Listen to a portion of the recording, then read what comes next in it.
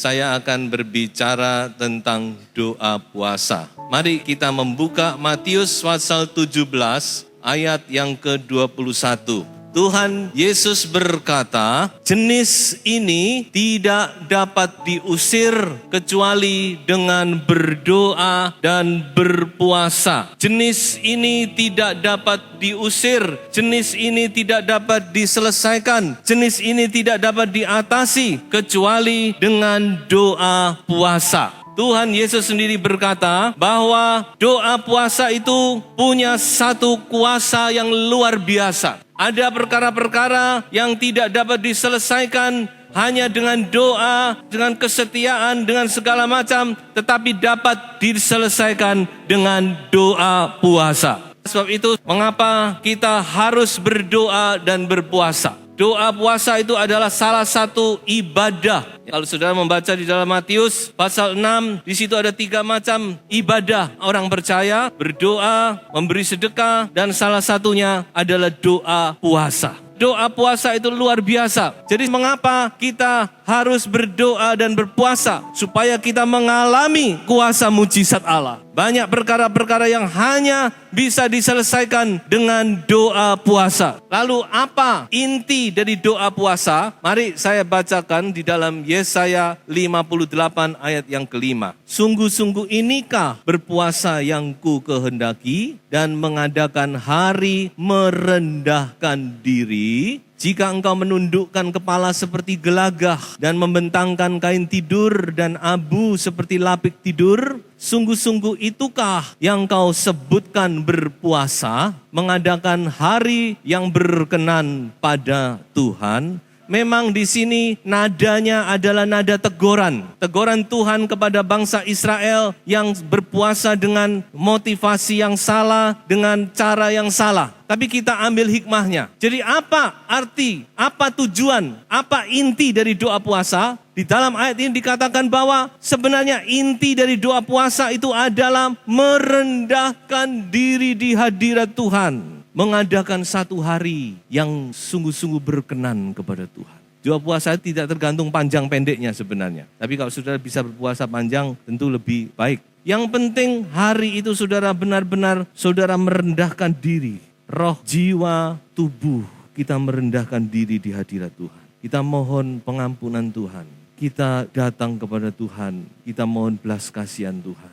Ini yang Tuhan kehendaki. Dan bukan cuma kepada Tuhan. Kalau saudara membaca pasal ini juga kepada manusia, dikatakan itu pengaruh. Ditegur bangsa Israel karena berpuasa tapi masih menekan sana sini. Bojai katanya Tuhan. Percuma, lebih baik kamu gak usah doa puasa. Jadi itu rohani dan jasmani. Benar-benar kita bertobat kembali, merendahkan diri di hadirat Tuhan. Kita minta Roh Kudus berbicara kepada kita. Apa Tuhan yang menjadi maumu? Apa? Ya Tuhan bicara. Apa masalah? Koreksi Tuhan. Uji aku, selidiki aku. Itu intinya sudah. Jadi bukan cuma tidak makan, tidak minum. Nah sebab itu ini yang saudara harus mengerti. Banyak orang tidak, apa sih tujuannya doa puasa? Merendahkan diri di hadirat Tuhan. Coba saya ambil satu contoh, Yunus pasal 3 ayat 5. Orang Niniwe percaya kepada Allah, lalu mereka mengumumkan puasa dan mereka baik orang dewasa maupun anak-anak mengenakan kain kabung. Setelah sampai kabar itu kepada raja kota Niniwe, turunlah ia dari singgasananya, ditanggalkannya jubahnya, diselubungkannya kain kabung, lalu duduklah ia di abu dan seterusnya. Dia memberi perintah semua orang bahkan hewan tidak boleh makan, tidak boleh minum. Semua harus berpuasa, merendahkan diri, bertobat di hadirat Tuhan. Dan apa hasilnya? Dikatakan Tuhan menyesal. Maka dia ganti putusannya. Bayangkan Tuhan bisa mengganti vonisnya gara-gara doa puasa. Ini sudah divonis sama Tuhan. 40 hari lagi Niniwe akan aku tunggang balikkan. Tapi Tuhan bisa ubah vonisnya hanya karena orang Niniwe dari raja sampai rakyat jelata semua merendahkan diri di hadirat Tuhan. Doa puasa itu menyentuh hati Tuhan dan Tuhan berbelas kasihan dan Tuhan bekerja. Jadi betapa pentingnya merendahkan diri di hadirat Tuhan. Lalu bagaimana berpuasa? Nah, ini juga banyak orang bertanya, bagaimana cara puasa? Saya mau beritahu yang standar. Imamat 23 ayat 32, ini standar. Selain dari standar, saudara bisa modifikasi, sesuaikan diri. Imamat 23 ayat 32 itu harus menjadi suatu sabat, hari perhentian penuh bagimu, dan kamu harus merendahkan diri dengan berpuasa mulai pada malam tanggal 9 bulan itu dari matahari terbenam sampai matahari terbenam. Kamu harus merayakan sabatmu. Jadi standar doa puasa adalah dari matahari terbenam sampai matahari terbenam. Atau dengan lain kata 24 jam itu standarnya. Jadi kalau saudara mau berpuasa ya 24 jam ini standar. Kalau saudara tidak kuat ya minum air putih tidak apa-apa. Coba saudara belajar berpuasa, merendahkan diri. Jadi saudara kalau berpuasa sekali lagi bukan cuma tidak makan, tidak minum. Tapi saudara harus ambil waktu berdoa. Apa berkat-berkat doa puasa? Saya akan ringkaskan dari Yesaya 58 ayat 10 sampai ayat yang ke-12. Saudara nanti bisa baca sendiri, tapi di sini saya ringkaskan ada 7 berkat doa puasa yang luar biasa. Yang pertama dikatakan apa? Kegelapan kita akan menjadi terang. Dalam kegelapan, dia tidak tahu harus berbuat apa. Seolah-olah sudah gelap, tapi dikatakan apa? Kegelapan kita akan diubah menjadi terang. Yang kedua, dikatakan tuntunan Tuhan dalam kehidupan kita. Kadang-kadang kita menghadapi satu jalan, di persimpangan jalan kita tidak tahu harus ke kanan, harus ke kiri, atau harus terus, atau bagaimana. Saudara berdoa dan berpuasa, Tuhan akan menuntun. Ada kalanya Tuhan beritahu secara langsung, ini jalan yang harus kami tempuh.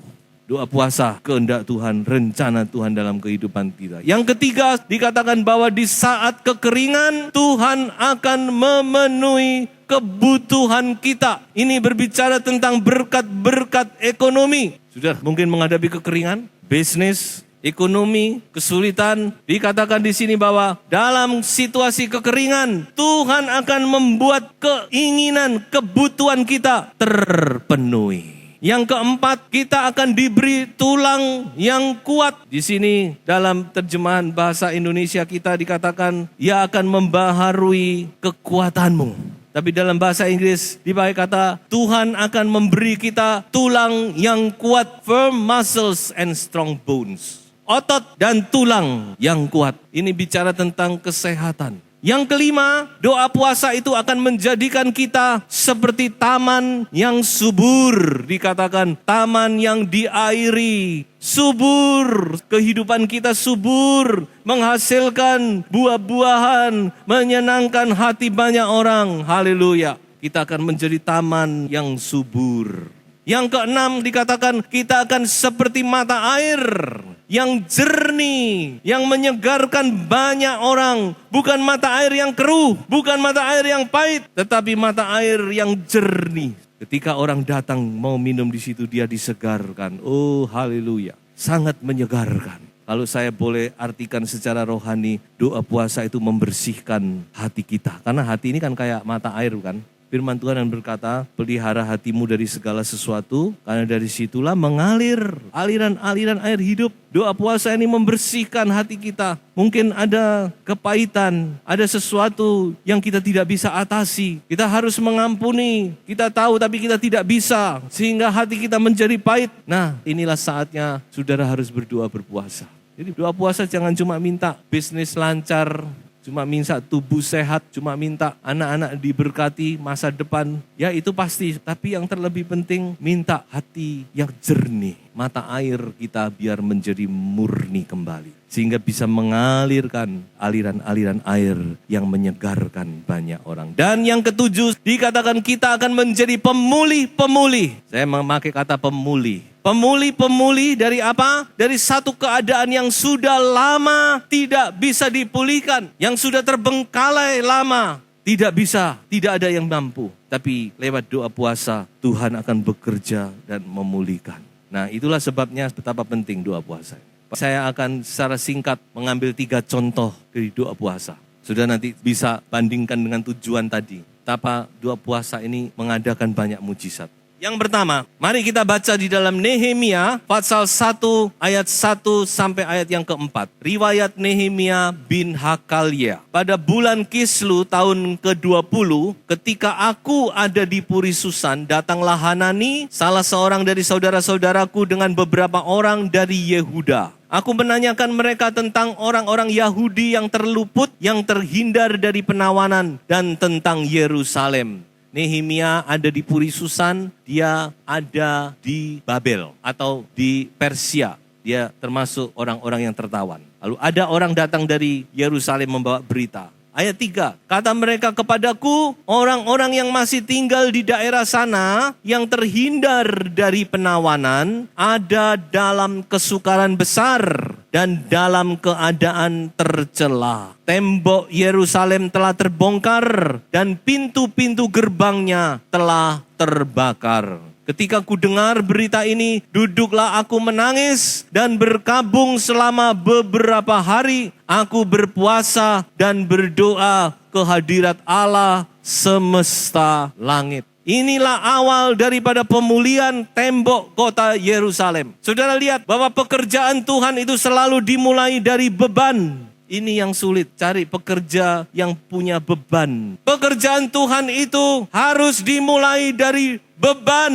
Tidak ada beban, saudara tidak mungkin bisa melakukan itu dengan baik. Tidak mungkin. Coba saudara kembali kepada firman Tuhan. Semua dimulai dari satu beban. Nehemia punya beban. Tidak ada yang menyuruh. Tapi begitu dia melihat keadaan gereja Tuhan yang hancur berantakan, dipermalukan, dia timbul satu beban. Dan beban itu mendorong dia untuk berdoa dan berpuasa di hadirat Tuhan. Tapi ada kalanya agak terbalik. Jadi doa puasa membawa satu beban. Bisa terjadi.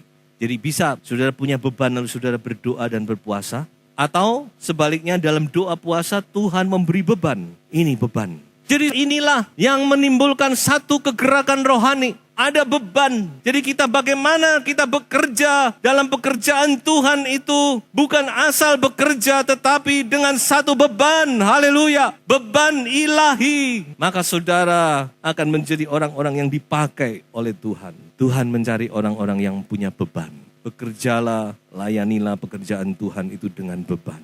Nehemia dipakai oleh Tuhan untuk memulihkan sesuatu yang sudah lama tidak bisa disentuh. Kenapa? Karena kalau dihitung dari zaman Zerubabel, kalau saudara membaca di kitab Esra, pertama-tama yang dikirim pulang oleh Tuhan adalah generasi Zerubabel. Kemudian generasi Esra, kemudian baru generasi Nehemia. Semua punya fungsi sendiri-sendiri. Kalau dihitung dari kedatangan Zerubabel sampai kepada saat itu, kurang lebih 90 tahun yang lalu, Zerubabel sudah dikirim pulang. Dia dengan satu beban untuk membangun bait Allah.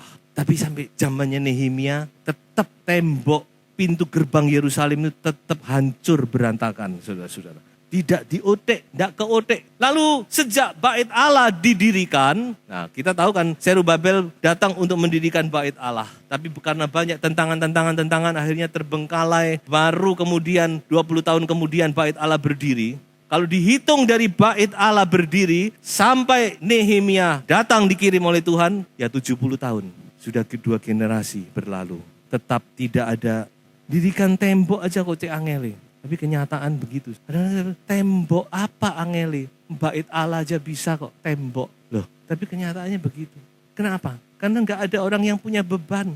Jadi bait Allah meskipun sudah berdiri 70 tahun yang lalu, tembok kota Yerusalem, benteng kota, pintu gerbang tetap hancur berantakan. Makanya dikatakan kami dalam keadaan yang tercela. Gak punya pertahanan, musuh bisa keluar masuk seenaknya, dihina dan sebagainya. Disitulah sudah timbul satu beban. Dan doa puasa itu membuka jalan bagi Nehemia. Sehingga Nehemia bisa pulang dengan kuasa dari raja. Yang mengadakan satu kegerakan yang luar biasa. Dan tembok itu dibangun kembali dalam waktu berapa saudara-saudara? 52 hari tembok itu terbangun. Gak lama-lama. Yang berpuluh-puluh tahun terbengkalai. Kalau Tuhan mau bekerja, 52 hari selesai. Saudara percaya banyak masalah saudara yang mungkin sudah sekian tahun tidak terselesaikan, tetapi lewat doa puasa bisa diselesaikan?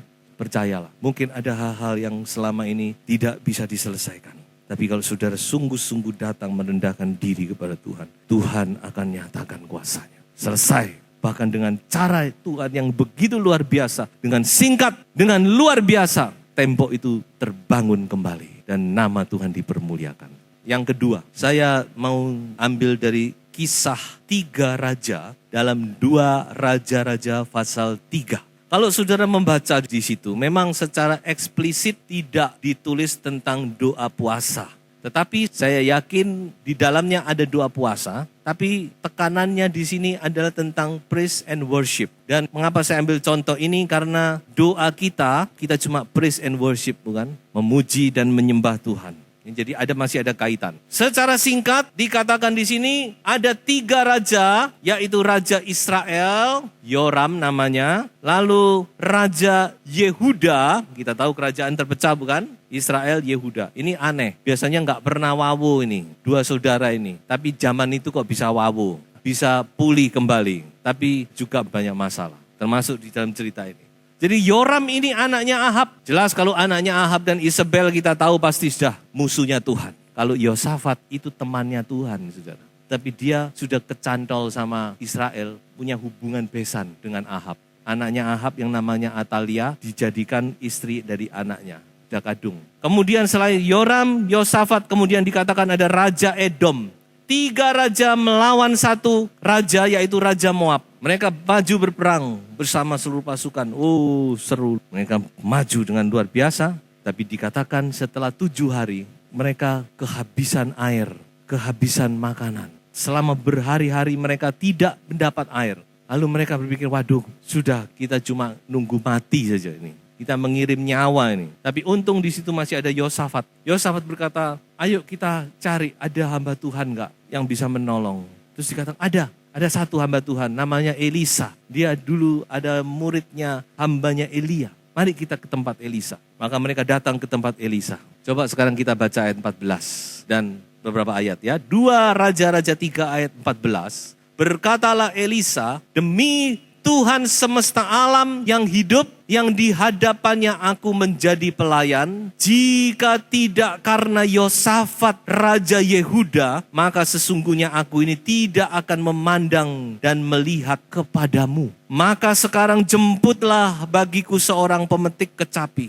Pada waktu pemetik kecapi itu bermain kecapi, maka kekuasaan Tuhan meliputi dia. Kemudian berkatalah ia, beginilah firman Tuhan, biarlah di lembah ini dibuat parit-parit, sebab beginilah firman Tuhan, kamu tidak akan mendapat angin dan hujan, namun lembah ini akan penuh dengan air, sehingga kamu serta ternak sembelian dan hewan pengangkut dapat minum. Dan itu pun adalah perkara ringan di mata Tuhan, juga orang Moab akan diserahkannya ke dalam tanganmu.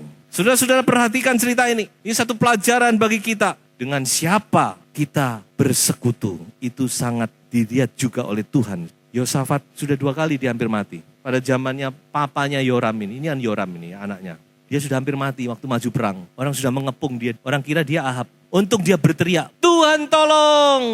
Lalu mereka, bukan Ahab. Terus mereka minggir. Dia sudah hampir mati di situ. Tapi dia nggak belajar. Waktu Ahab sudah mati, sekarang anaknya yang namanya Yoram mengajak bersekutu. Ayo kita sama-sama perang melawan Moab. Oke aja dia. Di sini dia juga hampir mati lagi. Kalau bukan Tuhan tolong. Tapi Tuhan itu setia, saudara-saudara ya. Elisa berkata apa? Kalau aku nggak lihat mukanya Yosafat, aku nggak akan menolong kamu. Jadi Tuhan lihat Yosafatnya. Maka dia berkata lewat Elisa, kamu buat parit-parit yang banyak. Gali parit-parit. Tuhan akan kirimkan air. Bukan lewat hujan, bukan lewat angin, tidak tahu lewat mana. Air datang begitu saja dan mereka bisa minum. Bukan cuma itu, air ini yang menyelamatkan mereka. Sudah nanti baca sih. Jadi air ini sekaligus menolong mereka sehingga mereka menang dalam peperangan. Jadi kita melihat betapa luar biasanya pujian dan penyembahan itu. yang mendatangkan airnya Tuhan mengalir. Tanggung jawab kita cuma menggali parit. Menggali parit itu bicara tentang doa. Saudara berdoa saja, memuji dan menyembah Tuhan saja. Saudara tidak usah tanya bagaimana Tuhan nanti akan menolong saya, bagaimana nanti masalah saya akan selesai. Saudara tidak perlu tanya, tidak perlu tahu. Yang penting tanggung jawab kita, Anda dan saya adalah menggali parit. Kalau tidak digali parit ini, gimana mau nampung air? Air mau dicurahkan, tapi nggak ada parit ke tanah, ya terbuang. Parit harus digali, bicara tentang doa. Seperti kita menggali parit, nanti Tuhan yang akan mengairi sendiri. Oh, haleluya. Air akan datang dan memberi kita minum sampai puas. Haleluya. Tuhan Yesus dipermuliakan. Yang ketiga, di dalam Kisah Para Rasul pasal 1 ayat 12 sampai ayat yang ke-14.